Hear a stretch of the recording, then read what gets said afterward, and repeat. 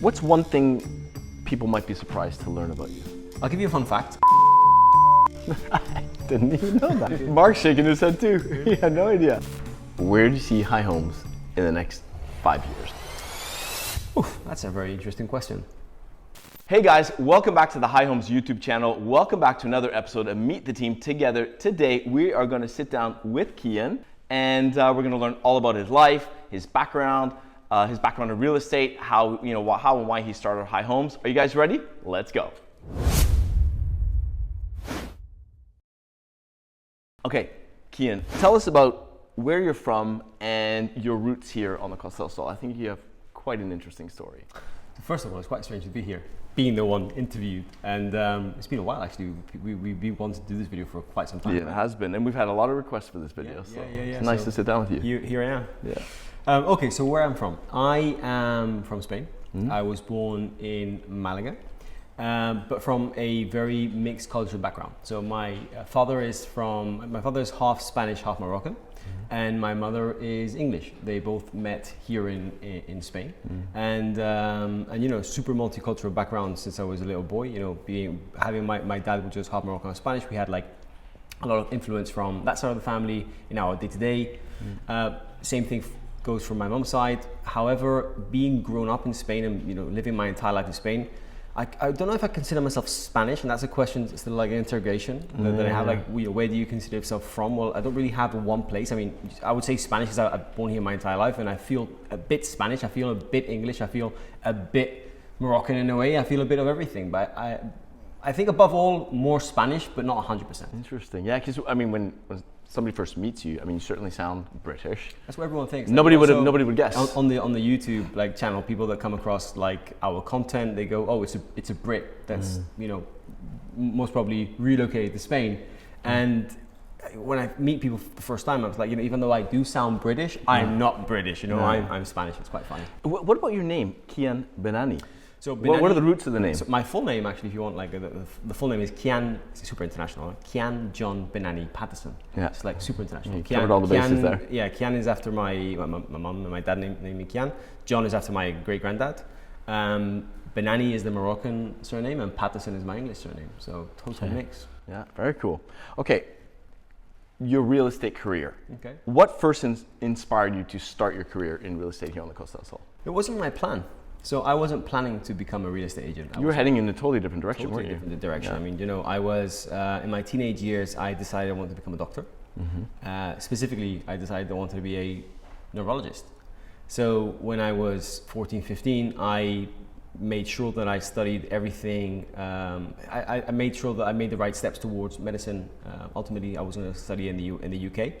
And a bit of a misfortune, something happened along the way, and I was not able to apply to uni in the UK, and there was a delay. I could have applied, but there were going to be a 1-2 year delay. Back at that time, I was 18 years old, and my family was going through a bit of a financial situation. So it wasn't fair at that moment to put them through another year of education. So I decided to take a small break and revisit medicine within a year. And that short break was two things. It was working in property rentals, just to make some money and make a bit of a living, with no intention of actually working in real estate. You were 18 at the time. I was 18. Okay. Yeah, just 18. I'm just turning 18. And then I worked. I also had a second job up in La Marina. I used to work at a restaurant to make some money, to live and to survive. And it was just a temporary thing. It was in no way, at that moment, I was just, making time and saving up money for next year to go to university. I've got friends of mine today which are doctors actually that actually were there and went to university that year. Do you regret that decision to not to go down the path of medicine? I think I have a reason. Like my I mean, you're pretty good at real estate in the end. My exams and everything, UCAS, everything was on point. It was just 1 year delay. I had to do one aptitude test. That was the only thing that was missing. But life took me down this path, and actually I'm very happy that I'm where I am today. Do you have family in the real estate sector here on the coast as well? So that's one of the reasons that real estate was quite natural to me. My father was originally an interior designer, but dabbled a bit in developing and a few sort of real estate transactions at sort of big level. My mother, on the other hand, has been in property development her entire life. So it was quite of a natural move, right? And it started with rentals, then it developed into sales, which of course we'll cover in a moment. But it was a very natural move. It felt like, it felt like something I already knew. Yeah. Okay, very familiar. Exactly. Yeah. Looking back, how has growing up and working on the Costa del Sol shaped your journey both personally and professionally, would you say? Professionally, I think that I've not realized, I've always loved living in Costa del Sol. I've never lived anywhere else. I've traveled a lot. I've traveled, all over the world, Australia, UK, US. But growing up here, it's like, when you don't know anything better, right? That was like my first feeling, when I was, in my early 20s, like, this is just what I know, right? I didn't realize how special it was until, mid 20s. How has it shaped my life? Well, I think that, growing up in Costa del Sol, going to a Spanish school and an English school, having having gone to a Spanish school and growing up with Spanish people, Spanish education system, and then also studying in an English school, because I studied in a bit of both when I was here. There's some great private schools in Spain which are sort of British. What shaped me was the different international sort of exposure to the different nationalities, being very multicultural at home, and also having that multicultural sort of friend group. I think that's what's most shaped me and made me a very open-minded person. Traditionally, people that are born in Spain that don't have a multicultural background or do not have a multicultural family, in this case, they're quite like monotonous in a way. They're just their own one culture, and it's not a bad thing, I suppose. But one thing I'm really happy and super proud and happy about is that my family gave me such a diverse background. Like, my dad taking me to Morocco when he was younger, when I was a little boy, all the way through to my teenage years, discovering that culture. I've also got a Spanish family because my dad's half Spanish, so enjoying all the Spanish events, the Spanish life, the Spanish culture, but really living it from like a Spaniard. Traveling to the UK, with my mum and discovering sort of my English roots and having English friends.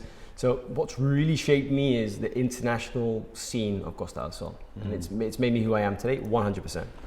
I guess that multiculturalism lends itself very, very well to the real estate sector when you're trying to relate to a lot of different people from a lot of different nationalities. Totally. It's the one thing that I've learned from my father is one of the most amazing things of my dad is that he can sit on a table with absolutely anyone, any culture, any background, any nationality, and also any social status or any social level to say, and can have a great conversation and and build a relationship, build rapport with them, and that only comes with having that background. So I'm super proud of what my parents have installed in me. Let's say. Yeah, fantastic. Let's transition to talking a little bit about where we're sitting right now, which is the High Homes headquarters and High Homes in general. Tell us a little bit about what your role looks like day to day. Okay, so it's a difficult question to. Well, it's not a difficult question to answer. It's quite varied, no? Like starting the business originally from nothing and founding it, you wore many hats, right? So you had to do a bit of everything.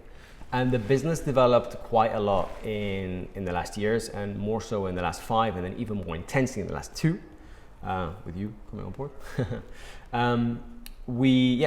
My roles changed over the years. At the beginning, I was a one-man band, and we started just sort of concentrating on listing properties, transitioned into growing a smaller team of real estate agents, a bit of back office, and a bit of admin.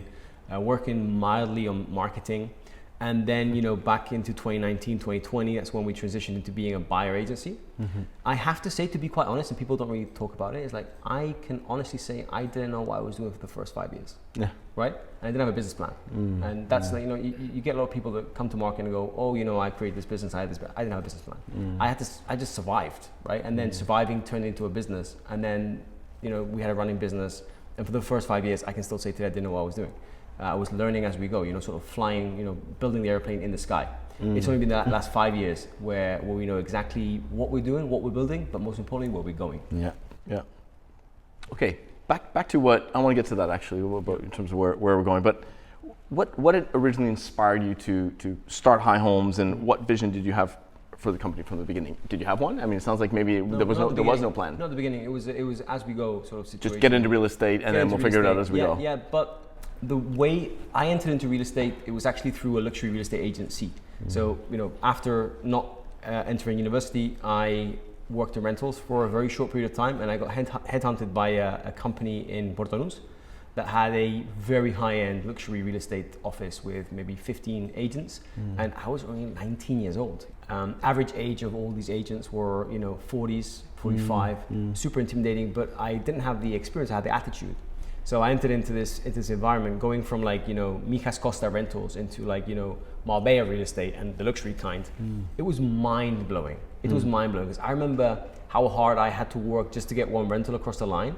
And all of a sudden, you've got this office with systems, with people, with clients walking in, having conversations on what they're looking to buy. And this is what really, I have to say, was a before and an after in my real estate career, was that job. And it was what made me realize the word is empty gap in the market. And at that moment, people were not really taking care of international buyers the way we do today, for example. So after learning at this agency for a while, call me crazy, but if I'm not mistaken, I did something like 30 something transactions in a year, where the average agent would do 8, 9, right? I was absolutely obsessed with working out and really growing this career. It worked really well, and I was there for about 14, 15 months. And then I decided to leave, and with everything I learned, I was like, no, I want to do it my way. Again, sort of without a business plan, I just want to start doing it. We just started working, focusing on buyers and a bit on listings. It was really, really, really interesting part of my life, and I look back at it quite dearly. I still, a lot of things that I still use today is what I learned from back then. It also showed me that the coast was so varied. Before I would only work in Mijas Costa, and that role, that job gave me the opportunity to learn a bit more about the entire Costa del Sol. It was incredible to work with such great professionals. Being such a young guy, I was a kid. I always looked a bit older than what I was. That was my big advantage. Now I wish it was the other way around. But yeah, I've got some great memories of that, and it was great. It was a great period of my life, really great period. Like a 19-year-old real estate agent. People, I would always try to avoid my age when people ask me, right? Today I'm the most transparent guy in the world, but it was one of my insecurities. I didn't want people to know I was 19 years old. So, on one of my business cards as a joke, I showed my colleagues, I said 19 years experience with Costa del Sol, right? So a bit of a joke. I never gave those out, of course, but I tried to avoid the subject because, people would think, oh, he hasn't got the right experience. Today, I think attitude is more important than experience. Funny. Fast forward to today. Now, the Costa del Sol is full of real estate agencies and agents. What do you think makes High Homes really stand out from everyone else? What we're building here is something really special, and I don't just say that because it's our business. It's because I feel it in every single fiber of my body, right? Like, we're building something that's so unique. We're leading, and that's it, right? Like, what makes us different is maybe you enter different markets and people say, I want the biggest, I want the best. We want to be the leading agency in different facets of real estate industry. So we want to be leading in culture, which is really important for us, as you already know.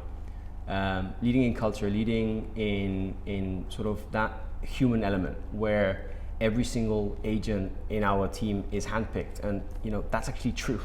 You see a lot of content about this online, but we really make sure that the people that join the business are proper High Homes rockstars. That's the term we use. People that work hard, people that have the right family values, people that are not party goers, people that take their career seriously, people that really want to thrive. Right? Culture is let's say one of the pillars. The second pillar is definitely our approach to business. Transparent. Very bold. We're sort of, in a way, the way we do things, in a sense, we might be the new kids on the block, even though we're not the new kids on the block, because we've been around for like 12 years. Yeah. But recently we are, because we made a lot more noise, no? Our marketing is very different. Our approach to marketing, our approach to clients, very transparent, bold. This is the way. We give all this information to our audience on YouTube, on our different social platforms, and we say things as they are, even if it's a bit uncomfortable. If we'll say, I'll bleep it out, but this is the and let's talk about the let's not ignore that there. So culture, our approach, our marketing. But then something else is tech. We embrace tech. We embrace tech in every single aspect of the business, and it's a very fast evolving business, and it's such a cool ride. I don't know. I feel I feel so proud. I'm so proud of the business because we're creating something that hasn't been done before in Costa del Sol, you know? And we can really say we are. Yeah. We are creating a brand that has its own personality. We have a brand which stands out. We have a team that stands out. We have a team of absolute rock stars. And it's a lot of hard work. You know, it's a lot of hard work that goes into building that. Yeah. Kian, tell us, where do you see High Homes in the next 5 years, let's say? We have our 10-year sit down for, in 2 weeks, I think. Yeah. And that's where we're going to be mapping out plan for the business the next 5 and 10. Leading is the word. We don't want to be the biggest. We don't want to be the one with most agent count. That's not what High Homes is all about. We want to be leading on different fronts. First of all, we want to continue leading in culture. I think what we're building in terms of team culture in Costa del Sol, I think in Spain, even the European level, is quite unique. I think, there's a case to be done about the High Homes culture. The hand-picked members which join the real rockstar mentality, the real rockstar energy. It's in every single fiber of everyone that is in the business, for the real estate rock stars, front office, after sales rocks, everyone. Everyone shares that. We want to keep on building that. We want to lead in culture. You want to tell a High Homes rock star apart from a crowd just by the way they walk. It's exaggerated, but you know what I mean. Yeah. Right? We want to lead in media, and I don't call it marketing anymore. I call it media. I think that at the moment we're the leading real estate YouTube channel in Spain, in terms of monthly views and in terms of watch hours, in terms of engagements. At this moment, 250,000 views on a monthly basis, over 9,000 watch hours a month. People that literally call up the front office and say, hey, I follow you guys on YouTube. That's pretty cool, yeah. And I want to, find a property with Kim. Or, hey, I'm relocating next year, can you put me in touch with a, lawyer with my visa? Or I want to speak with, Yuri to sell my property. That means the message is being delivered to the right person. Or even people quoting words that we use in the videos. That's incredible. Which That's is incredible. really cool. That's incredible. Case in point, West Stepona, a couple of other examples. Exactly. Asking where Kabir is. Yeah, exactly. That's incredible. People walking in the office, where's the dog? Yeah. Let me see the Jeep. Yeah, where's the Costa Explorer? Yeah. So we want to continue leading in media. I think that High Homes is in a situation or in a moment right now where I humbly think that no agency has been able to get to this point. And this is a bit of uncharted waters, even for us, making decisions based on no precedent, right? Where are we doing? Where are we going with the content? Where are we going with the channel? We want to keep on building on that. And 5 years down the line, we can do so much with our High Homes media. On YouTube, but also on different fronts, Spotify, social media. We take media so seriously. It's not just a filler job like most companies where they just need to do social media. Social media is pretty much like a spinal cord of High Homes. It's like the backbone of it. So we want to keep on leading in media. Culture, media, tech. Tech's really important. I mean, since the business started and more so since you joined as a partner, we've sort of, put a turbo on tech with our current setup, prioritizing mundane tasks or things that are, very repetitive, to tech, to AI, to automations, We are sort of every single week we review what's repetitive and we go in and we automate it. Yeah. And we're okay investing as much as it takes to get it done. Ultimately, to make sure that our rock stars, our agents, spend the time they have on the right thing, which is with their clients, dealing with problems that tech can't solve, That's how I see us leading. I have huge aspirations for High Homes, and what we are continuing to build, the next 5 years are going to be. It's an awesome ride. It's a cool ride. It's it's something that I wake up every day and I'm so excited about. I mean, it can be stressful as well, of course, but I'm so excited about what we're building. I'm excited about, working on new projects, working on new angles on the media front, working on new angles on the culture front, doing events with the team, building new tech, and ultimately selling more property because of a result of all that. It's a fun ride. What do you enjoy most about leading the High Homes team? Because it's a sizable team now. I'm no longer out with clients, and I miss that in a way. I really do, because for the past 10 years, it's only been for the last year which I've been more focused on the business, and I refer to myself as an agent within the agency, and now I'm there for my agents and helping them ultimately succeed. What I enjoy about leading the business is implementing cool things together with you, together with Laura, yeah, and in all facets, you know, implementing things that make big changes and big impact, you know. Like we said earlier, like within our organization, we can take fast decisions and pivot fast. And if we see something that we want to implement, we can implement it within a day or two. There's no, you know, board to go to and speak to and get an approval. It's like basically like, Matt, Laura, Kian, are we gonna do it? Yeah, let's go. Yeah. So that's one of the exciting parts about leading, is we can move fast. But it's also nice to give tips to the team, you know, based on my experience, and help them succeed. You know, like I spend a lot of time with my rock stars. I really do. And yeah, you really do. A hell of a lot of time. And I don't think people understand that. Like I will sit down with every single team. First of all, I'll speak to every single one 10 times a day. So even though I'm not with their clients, I'm sort of with their clients, help them troubleshoot. I also, you know, make sure that on our one-on-ones bi-weekly, we sit down, review everything from, you know, face-to-face with clients, develop interactions, making sure that, you know, ultimately they succeed with their clients, and keep on, you know, installing that operative system in the High Homes Rockstar, which is, you know, client obsession. You know, your client wins, you win, and that's the only way you win. So, exactly. And the only way I can do that is by giving all my time, not to my clients anymore, but I know our clients are getting that same treatment because our rock stars get that attention from me, and that time and energy from me as well. Yeah. So that's something I really enjoy about leading in High Homes. Yeah. What would you say has been your proudest and most memorable moment since founding High Homes? You must have a few, but what's the proudest moment, would you say? It's not one. It's not one. It's many little wins, you know, that make up the big win. You know, it's what we're building every day. So it's every time I get a email to the front desk saying that they follow the High Homes YouTube channel, and you know, they send us literally, you know, 3 pages of what they're looking for and how they're so happy with our content. It's making a difference in the real estate market, building something that's new, it's fresh. Things that wins are, you know, walking around, for example, Estepona with Mark that's behind that camera right now, and we do a lot of area guides, and people walk up to me and go, hey, I recognize you from the High Homes YouTube channel. That's happened to me in Estepona, it's happened to me in La Cala, it's happened to me, you know, in Málaga and Fuengirola. And it's the power of social media. Like, we're so focused on the grind, the everyday. And then when sometimes when you just stop grinding and you take a peek and you see you see a person referring to what you're building, that's incredible. Yeah. That's incredible. And recently we've had a new playlist on the channel, which is Client Talks.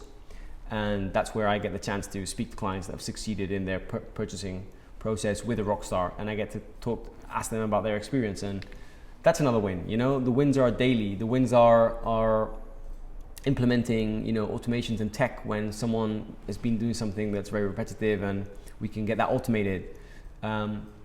Wins are when we compete on marketing and we gain terrain over others, you know, and it just shows that our relentless, hard-working mentality works. Yeah. Outside of running High Homes, what are some of your passions? What are some of your hobbies? So, my biggest passion is my family. It's my biggest, like, it's my most important thing. You know, I'm a family man. So my life is pretty much, you know, family, work, and spending time with a very small circle of friends. I don't really have a big circle of friends. I can name them with a hand. My hobbies are exercising. I love mountain running. I absolutely love mountain running. I love to just run into the Elvidia Mountains, Marbella Mountains, and disconnect, think about new things, think about, you know, how to do, how to implement, how to improve, and ultimately work is sort of a vicious cycle, right? You leave the office, you think about the office, you come back to the office, but I enjoy it, so, you know, it's not really work for me. Yeah. My hobbies are definitely running in the mountains. Yeah. And driving your Jeep. Well, it's synonym for me. So, you know, with the Costa Explorer, which is actually our family car and a business car, we are in the mountains every single weekend with the kids. So, you know, what I'll do is I'll normally go for, you know, long runs, maybe 10, 20, 24 kilometers sometimes, and I'll run into the mountain and lose myself, you know, on a 500 meter or 1,000 meter climb. And then I'll just send Lara the pin of where I am in the middle of nowhere. And then the kids need to go on an adventure, you know, with Kibiu, which is our dog. on the Costa Explorer and go through rugged terrain with a 4x4 and find me. And that's an awesome thing to do with the kids. Kids love it. Does Kabir come galloping next to the car? He does. Yeah. He goes running with me nearly every other morning, so he's really in good shape. Do you have a favorite spot on the Costa del Sol to relax and recharge, or actually anywhere in the world? Okay, so my favorite spot in Costa del Sol, and that's never going to change, and it's just because it's in my DNA, it's East Marbella. So I am an East Marbella person. I love, Cabo Pino and Levidia. It's my sanctuary. It's where I feel safe. It's where, it's a very suburban life. It's very chilled. I always go to the same restaurants. I always go to the same places. So that's my favorite part in Costa del Sol. Outside Costa del Sol, me and Laura, we take a few trips a year. And our favorite places to disconnect, we don't go for long periods of time, but we go for small weekends, is Tarifa, just down the road. Marrakesh we were just there a few weeks ago. Marrakesh is beautiful. We love to go to the Urica Valley. Sevilla, Sevilla is fantastic. And then our real special spot is once a year we go to Fuerteventura.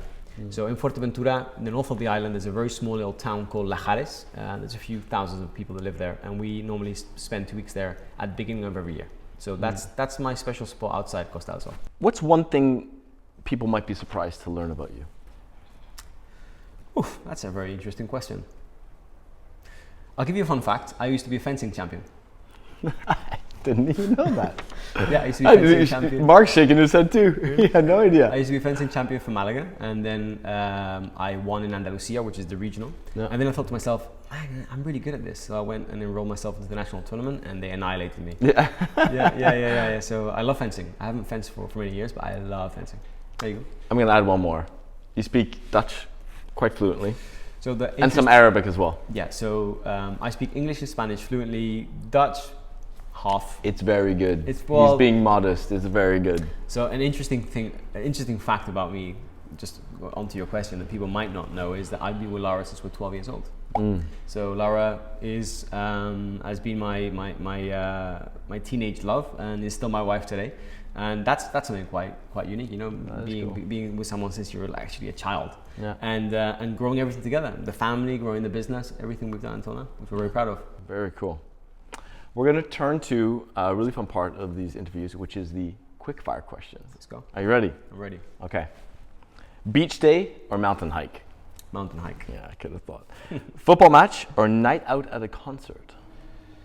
Football match. Oh. Feria in Spain or Oktoberfest in Germany? Feria in Spain, 100%. Tapas night with friends or fine dining experience? Tapas with friends. Paella or tagine? Tagine. And if you could choose only one gadget to live without in business, what would it be? One gadget would not...